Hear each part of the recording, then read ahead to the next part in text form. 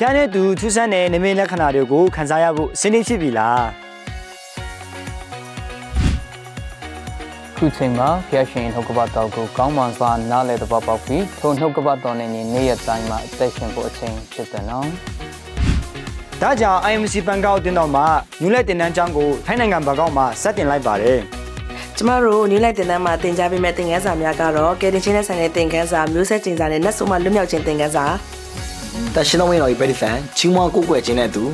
ဒါတွေပဲကောက်မလဲစစ်မှန်တဲ့ယုံကြည်သူအသက်တာနဲ့ခရစ်တော်၏တပည့်တော်စစ်ဖြစ်တဲ့သင်ခန်းစာများကိုလေကမ္ဘာတဝန်းမှာရှိတဲ့ဘုရားခင်ကြီးမားစွာအသုံးပြုထားတဲ့ Apostle Zolin အောင် Apostle Renu Prophet Joshua ၏နဲ့သူ Pastor Sarah တို့သင်ကြားပေးသွားမှာဖြစ်လို့ယခုပဲစီးသေးလိုက်ပါတော့ဟ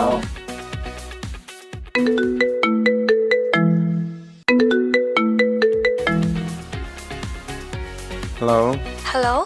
ကျောင်းကလေဘယ်လောက်ကြာကြာတက်ရမလဲမသိဘူးเนาะသုံးလလားဆိုရင်တက်ဖို့အဆင်မပြေလို့လေဟုတ်ကဲ့မျိုးလိုက်တင်တန်းကျောင်းကလေစုစုပေါင်းရက်40ပဲကြာမှဖြစ်ပါလေကြာနောက်ပြီးတော့ယူဆောင်လာရမယ့်ပစ္စည်းတွေလည်းရှိပါမယ်နော်ဘာရီဆောင်လာမလဲเนาะဟုတ်ကဲ့ဓမ္မကျမ်းစာအုပ်နဲ့အတူမိမိရဲ့ကိုယ်ပိုင်အသုံးဆောင်ပစ္စည်းတွေကိုလည်းတစ်ခါတည်းယူဆောင်လာရပါမယ်အရေးကြီးဆုံးကတော့နိုင်ငံသားမှတ်ပုံတင်ကတ်နဲ့ passport စာအုပ်ကိုလည်းတစ်ခါတည်းယူဆောင်လာရပါမယ်နောက်ပြီးတော့တင်တန်းသားဥယျာဉ်လည်းအကန့်အသတ်ရှိပါတယ်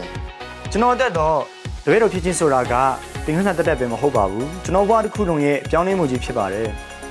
ကျမတို့နယူးလိုက်တင်တန်းကို2025နိုဝင်ဘာလ30ရက်နေ့မှာအစပြုပြီးတော့2026ဇန်နဝါရီလ4ရက်နေ့မှာပြီးဆုံးမှာဖြစ်ပါတယ်ဒီနန်းကြီးအနေနဲ့ကတော့ရက်40မှာဘတ်9000တာကျက်တင်မှာဖြစ်ပါတယ်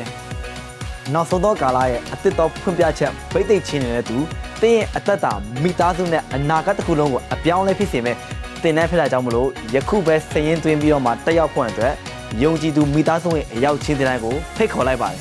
God bless you all